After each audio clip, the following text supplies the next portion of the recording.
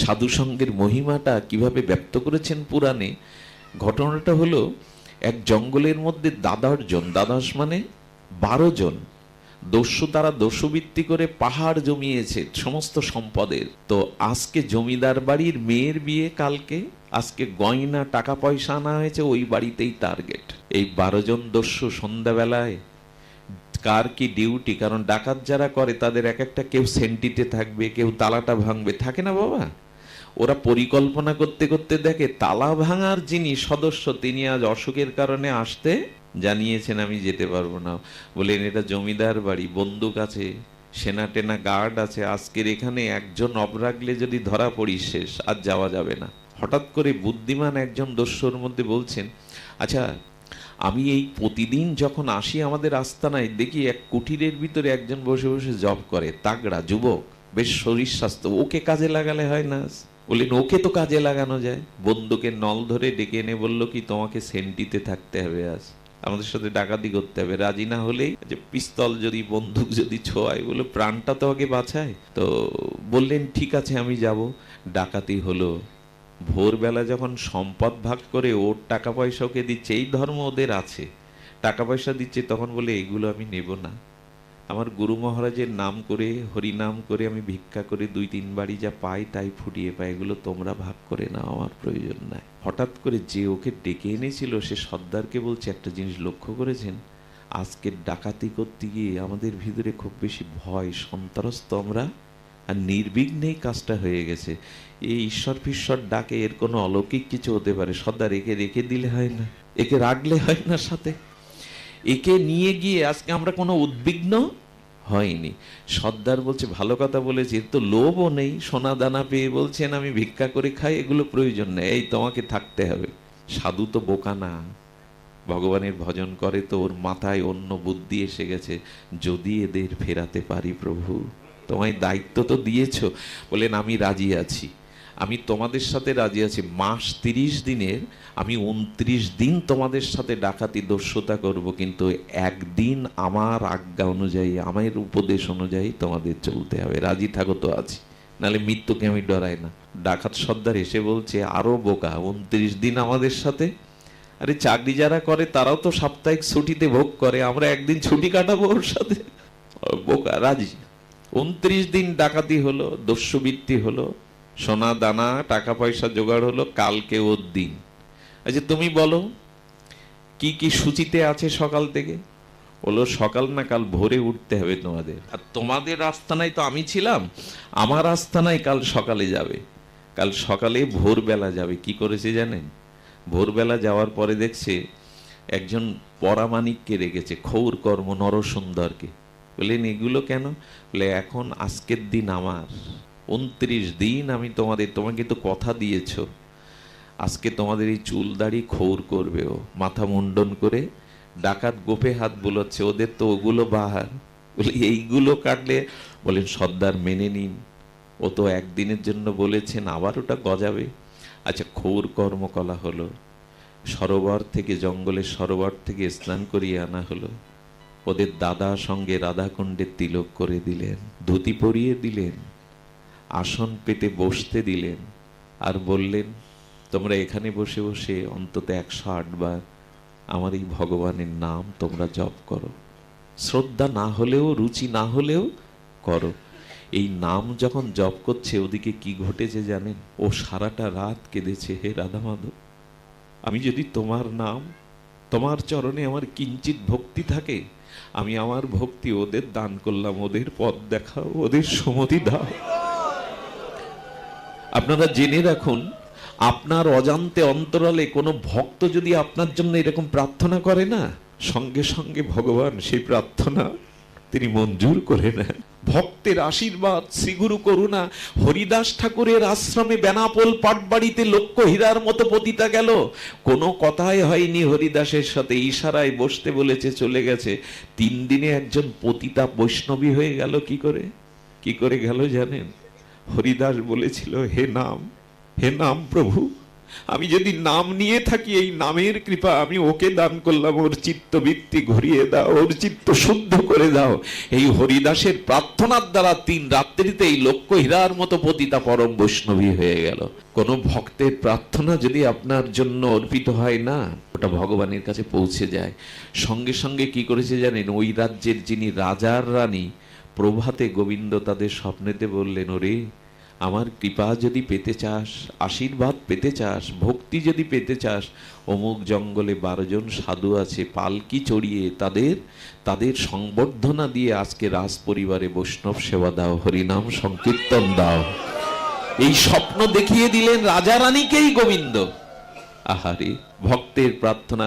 আমি মনে করি কি, প্রার্থনার এমন একটা ক্ষমতা আছে জানেন, আপনি প্রণাম করলে ভক্তকে, প্রার্থনা যদি কোনো ভক্ত করে, আচ্ছা ওই মোবাইলের কয়েকটা নাম্বার টিপলে যদি এখন আমেরিকায় আপনি কথা বলতে পারেন, এই যন্ত্রের শক্তিতে ভক্ত এখান থেকে প্রার্থনা করলে পৃথিবীর অপর প্রান্তেও সেই করুণাটা পেয়ে যাবে। এই শক্তিটা আছে ভক্তির, সাধনের এই ক্ষমতাটা আছে। শুধু ভক্তগণ, একজন প্রশান্ত মহাসাগরে জাহাজে ডুবে যাচ্ছে, তিনি ছিলেন লোকনাথ বাবার শিষ্য। বাবা লোকনাথ রনে বনে জঙ্গলে পড়লে তো তুমি রক্ষা করো। দেখলেন একটা বড় হাত পুরো জাহাজটাকে মুষ্টিবদ্ধ করে বালু চড়াইতে ঠেকিয়ে দিলেন। বারুদিতে আসার পর বলেছিল, তোর জন্য আমার হাত আমেরিকা পর্যন্ত চলে যায়। পারে না কি সাধুরা, মহাত্মারা? পারে। জীবনে যদি কারো প্রতি ভরসা করতে হয়, তবে প্রকৃত সদ্গুরু সাধুর প্রতি ভরসা করুন। এরা যতটা ব্যথা বোঝে আপনার, অন্য কেউ ব্যথা বুঝবে না। কারো জীবনে যদি প্রকৃত কোনো বান্ধব, তবে সাধুকে বন্ধু করুন। গুরু বিনা বন্ধু নাই, বৈষ্ণব বিনা কোনো বান্ধব নাই জগতে।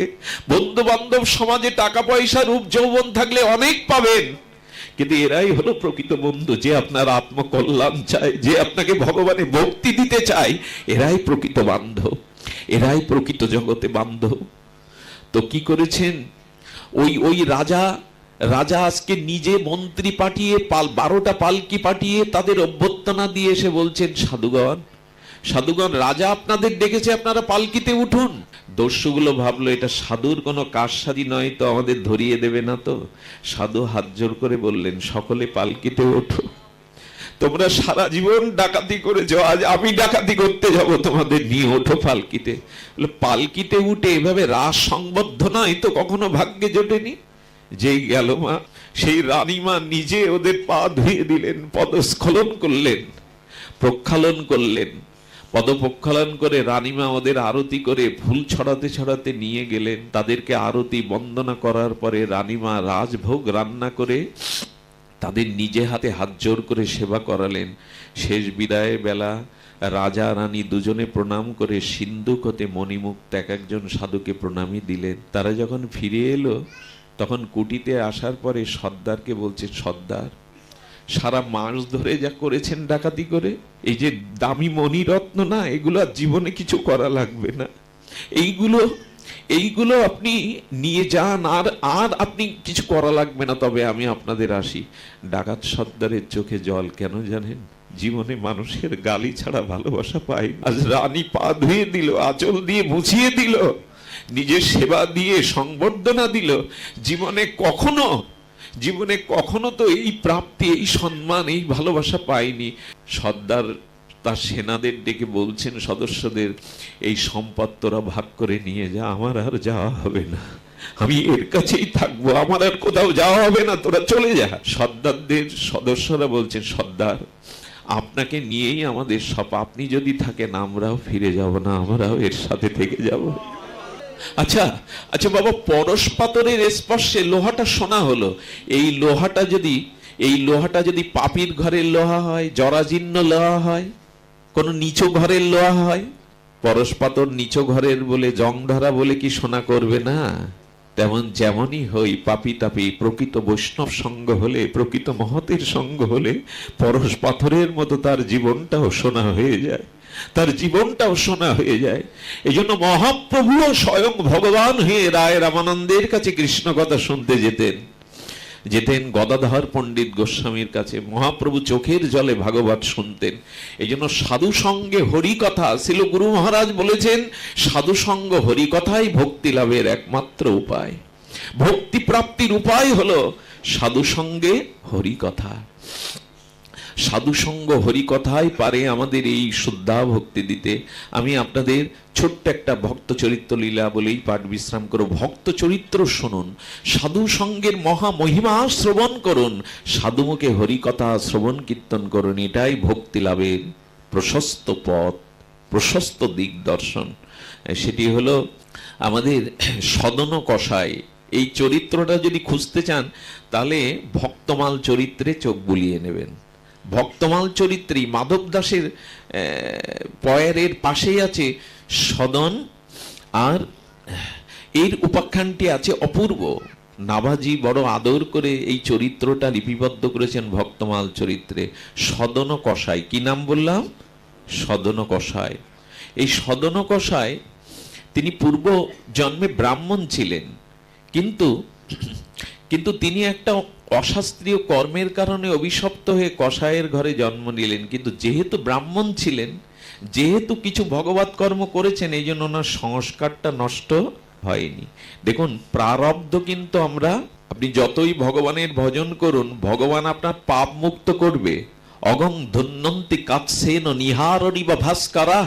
ভাগবত বলছেন, সূর্যের উদয় হলে ঘাসের উপরে বিন্দুগুলো যেমন শুকিয়ে যায় সূর্য কিরণে, তেমন ভগবানের শরণ নিলে, সঙ্গ করলে, হরি নাম আশ্রয় করলে অনন্ত জন্মের পাপও শুকিয়ে যায়। কিন্তু আপনি পূর্ণ পেতে পারেন, ভক্তি পেতে পারেন, পাপ ক্ষয় হবে, কিন্তু পূর্বজন্মের প্রারব্ধ কর্মফল কর্মের দ্বারা ছাড়া, ভোগের দ্বারা ছাড়া নষ্ট। এই জন্য অনেক সাধু মহাত্মা আর মুক্ত পুরুষেরও জীবনে রোগ শোক ব্যথা দেখা যায়, কারণ কর্মফল গোবিন্দ, প্রারব্ধ গোবিন্দ মুছিয়ে দেন না। কেন জানেন? এই প্রারব্ধ ভোগ না হলে ওকে আবার আসতে হবে, তাই গোবিন্দ প্রারব্ধটা ভোগ করিয়ে নেন। তবে গোবিন্দ প্রারব্ধ ভক্তরা যখন ভোগেন, পাশে এসে দাঁড়ান। গোবিন্দ চোখের জল ঘুচিয়ে দেয় না, কিন্তু মুছিয়ে দিতে আসে। বলে, তুমি কাঁদলে যদি তোমার এই জন্মের প্রারব্ধ ক্ষয় হয়, কাঁদো, আমি তোমার কান্নাকে আমি কান্নাকে রুদ্ধ করব না, কিন্তু আমি তোমার পাশে মরমই হয়ে চোখের জল মুছিয়ে দিতে পারবো। তো ভগবান প্রারব্ধ নাশ করেন না। এই জন্য অনেক মহাত্মা, অনেক ত্রিকালজ্ঞ যোগীর ভিতরেও রোগ শোক দেখা দেয়, এগুলো পূর্ব জন্মের প্রারব্ধ। তো উনি প্রারব্ধের কারণে, একটা অন্যায়ের কারণে উনি আজ কসাইয়ের ঘরে জন্মে। কসাইয়ের ধর্ম কি? মাংস বিক্রি করা, পশুগুলোকে হত্যা করে কেটে সেটা মাংস বিক্রি করা। কিন্তু উনি চিন্তা করলেন ওনার হাত কাঁপে। ওই যে পূর্বজন্মের সংস্কার, আমাদের বর্তমান স্বভাবটা নির্ণয় হয়েছে কিন্তু পূর্বজন্মের কর্মের দ্বারা। আমাদের বর্তমান যে স্বভাব, গতি প্রকৃতি, রতি মতি, এগুলো পূর্বজন্মের সংস্কার। এই জন্য প্রত্যেকেই সমান হয় না, প্রত্যেকেই জ্ঞান লাভ করতে, কারণ পূর্ব সংস্কার টেনে ধরে। আর এই সংস্কারটা নিয়ন্ত্রণ করতে পারে একমাত্র ভক্তি বা ভগবত কৃপায়। ভগবত কৃপায় এই সংস্কার লোহা সোনা হতে পারে পরশ পাথরের জন্য। এই জন্য উনি কি করেছেন? উনি আর পশু হত্যা করেন না, কিন্তু ওনার পেশা ওটা। আচ্ছা, পাখি যদি মাছ ধরে জীবিকা নির্বাহ করে, আহার করে, ওটা কি ওর অপরাধ না? সাধু মাছ না খেতে পারে, কিন্তু মাছ খাওয়াটা পাখির জন্য কোনো, ওইটা ওর প্রকৃতিজাত খাদ্য, ওইটাই ওকে পেতে হবে, ওটাই ওর ধর্ম। তেমন যার যা পেশা আছে, ক্ষত্রিয় বৈশ্য শূদ্র, সেই পেশায় যদি সে নিয়োজিত থাকে, কর্তব্য কর্ম করে, তবে তার উন্নতি ওইখান থেকেই শুরু হয়। কোনো পেশা ছোট নয়, কোনো জাতি, কোনো বর্ণ ছোট নয়, যদি তার স্বাভাবিক পেশাকে ধরে সে নিয়ম নীতি আদর্শ মেনে চলে। রুহিদাস জুতো সেলাই করত, কিন্তু তিনি পরম বৈষ্ণব হলেন। তার সেবা না দিলে ঘন্টা বাজলো না পাণ্ডবদের। তাহলে ওই পেশা কি তাকে নিচু করতে পারলো না। তো এই জন্য যার যেটা পেশা কর্ম, এটা কখনো হীন নয়, এটা নিচু নয়, যদি পেশাটাকে আদর্শের সহিত আপনি পালন করেন। তো উনি কি করছেন? দূর থেকে মাংস কিনে এনে মাংস বেচেন, তাহলে আর পশু হত্যা করার পাপটা, কিন্তু ওনার পেশা হলো ওইটা করা। উনি ওই করেই করছেন। কিন্তু একদিন ঘটনা শুনুন, এই ভক্তমাল আমার কাছে আছে, এটা একটু খুলে দেখবেন মাঝে মাঝে। এটা সদন কষায়ের কি বিচিত্র বৈচিত্র্য চরিত্র। কিন্তু পূর্বজন্মের স্বীকৃতি উনি মাঝে মাঝে হরি নাম জপ করেন ভেতরে। মাংস বিক্রি করেন তো কি হয়েছে, ভেতরে ভেতরে জপ করেন। এই জপের কারণে সাধু দেখলেই দূর থেকে সাষ্টাঙ্গে প্রণাম করবেনই করবেন, খুব শ্রদ্ধা। এই কারণে ভগবান ওকে কৃপা করলেন। শালগ্রাম শিলা, পথের ধারে যেতে যেতে দেখছে একটা পাথর, ওর কাছে তো শালগ্রাম শিলা পরিচিত নয়, একটা বড় পাথর চকচক করছে, উজ্জ্বলকৃত তার বর্ণ রং। শালগ্রাম শিলা কিন্তু সবখানেই পূজিত, সূচি অসুচি নাই। উনি ভঙ্গ হলেও, আর্ধেক হলেও, যেমন টাকা অর্ধেক ছিঁড়ে নিয়ে গেলে চলবে কি, কিন্তু এক ভরি সোনা যদি কেটে অর্ধেক অর্ধেক করে নিয়ে যান চলবে কিনা, তেমনি নারায়ণ শিলা কোনো স্থান কাল পাত্রে দূষিত হয় না। নারায়ণ শিলা কিন্তু, যে ব্রাহ্মণ নারায়ণ শিলাতে তুলসী অর্পণ করে না তার ব্রাহ্মণত্বও থাকে না। আগেকার দিনে মা ঠাকুরমারা এই নারায়ণ শিলা রাখবেই ঘরে। এই নারায়ণ শিলা এমন এক ভগবৎ সত্তা, এ যেখানেই থাকুক, যে অবস্থায় থাকুক, ভগ্ন হোক। আচ্ছা, প্রতিমা ভগ্ন হলে তার আর পূজা করা যাবে বিগ্রহে? কিন্তু শালগ্রাম শিলা দুভাগ হলে দুই ভাবেই পুজো করতে হবে, দুটোই ভগবান, শাস্ত্রে এরকম বলা আছে। তো উনি ওই পাথর মনে করে পেলেন, আর পেয়ে এসে বললেন, বাহ, এটা তো বাটকারা করা যায় ভালো। ওনার কাছে তো শালগ্রাম শিলার তত্ত্ব জানা নাই, তো বুঝতে পারছেন না। উনি করেছেন কি, 1 কেজি দিয়ে মাপছে যে বাটকারাটা এটা কাজে লাগবে মাংস বিক্রির জন্য। এই পাশে বাটকারা 1 কেজি দিয়ে দেখে সমান সমান, বলি বাহারে এটা ম্যাজিক, 1 কেজিরই কাজ করবে। ওমা 2 কেজি দিয়ে দেখে ও 2 কেজির মতো ওজন, ওটা তো চিন্ময়। 5 কেজি দিয়ে দেখছে, বলি বারে আমার তো আর অন্য বাটকারা টানা লাগবে না, যে যা নেবে এটাই পূরণ হবে। উনি বড় আদর করে নিয়ে বুকে জড়িয়ে ধরলেন। এমন কি পাথর গো, ওই যে 1 কেজি 2 কেজি 5 কেজি সবটাতে মিলে যায়। ওই বিক্রির করে আর মাঝে মাঝে হাতে নিয়ে বুকে নেয়, দেখতে ভালো লাগে, ওর প্রতি আসলে ভগবানের কৃপা তো, ওইটা ভালো লাগে, বুকে নেয় আর ওই মুখে হরি নাম করে। একদিন এক উপযুক্ত সদাচারশীল ব্রাহ্মণ ওই পথ দিয়ে যেতে গেছে, চোখমিক করছে, মাংস বিক্রেতার পাথর। উনি কাছে এসে দেখলেন ওখানে চক্র চিহ্ন। আরে বাবা, এ তো সাক্ষাৎ নারায়ণ শিলা, এই দিয়ে মাংস বিক্রি করছে। আশ্চর্য। তখন বললেন, বাবা, ওনাকে তো আর বলতে পারছি না, বললেন, বাবা তুমি যা নেবে নাও, তোমার এই বাটকারাটা আমায় দিতে হবে বাবা, তুমি যার বিনিময় হয় এটা আমাকে কৃপা করে দাও। তো উনি বললেন, আপনি ব্রাহ্মণ, হাত জোড় করছেন কেন? আমি যা আয় করি তার অর্ধেকটা সাধু সেবায় দেওয়ার জন্য আমার প্রাণ খুব কাঁদে, আপনি নিয়ে নেন না, এটা একটা বাটকারা কি হবে। ব্রাহ্মণ নিয়ে গিয়ে তাকে উপযুক্ত শুদ্ধ করে অভিষেক করছেন, দধি দিগ্ধ, হ্যাঁ, ঘৃত মধু আর সমস্ত তীর্থের জল দিয়ে অভিষেক করে সিংহাসনে বসে অষ্টদল তুলসী দিয়ে পূজা আরতি করতে লাগলেন। পরের দিন রাত্রে নারায়ণ শিলা বললেন, আমাকে আমার জায়গায় দিয়ে এসো, আমি তোমার এখানে কষ্ট পাচ্ছি। ভাবা যায় মা, ভক্তি কি জিনিস, আমি কষ্ট পাচ্ছি। স্বপ্নের মধ্যেই বলছে, প্রভু ছিলে মাংস বিক্রেতার বাটকারা হয়ে, মাংসের মধ্যে আমি তোমাকে অভিষেক করে সিংহাসনে আসনে রেখে পূজারতি ভোগ লাগাচ্ছি, এখান তোমার কষ্ট হচ্ছে? বলে, কষ্ট হচ্ছে এই কারণে, ও মনে মনে আমাকে নাম শোনাতো, আমাকে নিয়ে যখন বুকে নিত না, ওর ওই সরল ভালোবাসাটা আমাকে বড় মোহিত করেছে, আমার এখানে থাকতে মন চাইছে না, আমাকে ওখানেই নিয়ে যাও। ভগবানের আদেশ লঙ্ঘন করতে পারে? সকালবেলা ওর কাছে গিয়ে বললেন, কে গো ভাই তুমি, কে তুমি? আমি তোমাকে চিনতে পারিনি, আমি অনুভব করতে পারিনি তুমি কোন স্তরের। আমি মাংস বিক্রেতা মনে করে ভুল করেছি। ওগো, তুমি যেটা পেয়েছো এটা সাধারণ নয়, এটা সাক্ষাৎ ভগবান, সাক্ষাৎ নারায়ণ শিলা, চক্রবর্তী চিহ্ন এতে। বললেন, বুকে জড়িয়ে ধরে কাঁদছেন আর বললেন, তোমাকে দিয়ে আমি বাটকারা বানিয়েছি ঠাকুর, এ ব্যবসার আমি ভিক্ষা করে খাবো তোমায় বুকে নিয়ে, আমি এ ব্যবসার করব না। ভিক্ষা করেন, ভোগ লাগান, মনে হলো আর সংসার না। এই দেখুন, ভগবানের কৃপায় উনি তখন লীলাচলে পুরুষোত্তম ক্ষেত্রে যাওয়ার জন্য পা বাড়ালেন। মাঝগানে গ্রামে এসে, ঘটনাটা খুব দুর্ঘটনা, সুঘটনা না, মাঝগানে গ্রামে এসে উনি তো ভজন করেন, পূর্বজীবনে ব্রাহ্মণ ছিলেন। ওনার যৌবন, দীপ্ততা, সৌন্দর্য দেখে এক নষ্টা রমণী, স্বামী পতিভ্রষ্টা নষ্টা রমণী বলল কি, সাধু বাবা আমার গৃহে আজ আপনাকে থাকতে হবে, আতিথ্য গ্রহণ করতে হবে। খুব ঘটা করে আর কপটতা করে প্রণাম করে নিয়ে গেল। রাত্রে কি করেছে জানেন? গভীর রাত্রে এসে বলছেন, আমি নিবেদন করছি আমাকে আপনি গ্রহণ করুন, আপনি আপনার রূপে গুণে মোহিত, আমাকে আপনাকে গ্রহণ করতেই হবে। উঠে বলছে, মা এটা কি প্রস্তাব সন্তানকে, এটা তুমি করতে পারো না। বলছেন, আমি একটা জিনিস বলি, কাম যখন ভেতরে আসে না, পৃথিবীর সেই মানুষ হেন কাজ নাই গর্হিত যে সে করতে, কামনা যেই আসে না বুদ্ধিভ্রষ্ট হয়ে যায়, বুদ্ধিটা কাজ করে না। যখন বলছেন তোমাকে মেনে নিতেই হবে, আমার উদগ্র বাসনা তোমাকে পূর্ণ করতে হবে, উনি বললেন আমি মরে গেলেও এটি করতে পারবো না, আমি তোমাকে মায়ের দৃষ্টিতে দেখি। কি করলেন জানেন? ওই কামনার বশবর্তী হয়ে বুদ্ধিভ্রষ্ট ওই পাথর দিয়ে নিজের স্বামীকেই হত্যা করলেন, করে দরজার খিল দিয়ে চিৎকার করতে লাগলেন। লোকজন জগড় করে বললেন, আমার স্বামীকে মেরে আমাকে ভোগ করবার জন্য আমার ঘরে ঢুকেছে। উনি মনে মনে হাসছেন, বলছে, জগন্নাথ এটাও আমার প্রারব্ধে ছিল, আমি হাসি মুখে মেনে নিলাম। ভজন করলে কি হয় জানেন?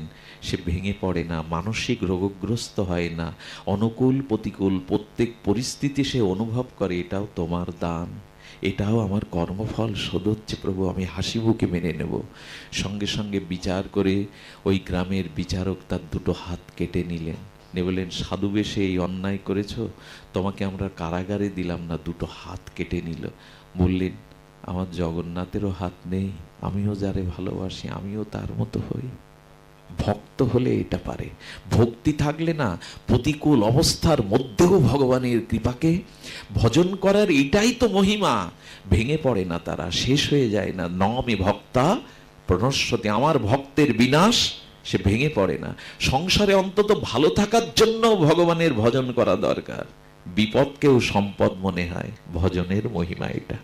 তো উনি যখন পুরীতে যাবেন, হাত দিয়ে রক্ত, ব্যান্ডেজ দিয়ে রক্ত পড়ছে, জগন্নাথের বড় করুণা হলো, পাণ্ডাদের বলল পালকি নিয়ে যাও, আরতি বরণ ডালা নিয়ে যাও, আমার পরম ভক্ত আমার কাছে আসছে, তার পথে কষ্ট হচ্ছে, যাও পালকিতে বরণ করে তাকে নিয়ে এসো।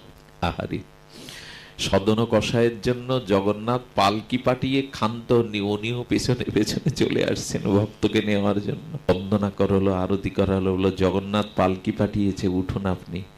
জগন্নাথ মন্দিরের সামনে যাওয়ার সাথে সাথে জগন্নাথ বললেন, আমাকে প্রণাম করবে, ওর তো হাত নাই। ভগবান সঙ্গে সঙ্গে আবার আগের মতো দুটো হাত তাকে দান করে দিলেন, দুটো হাত তাকে দান করে দিলেন। মন্দিরে প্রণত হলেন। জগন্নাথ প্রশস্তি আকারে বললেন, আর কোথাও যেতে হবে না,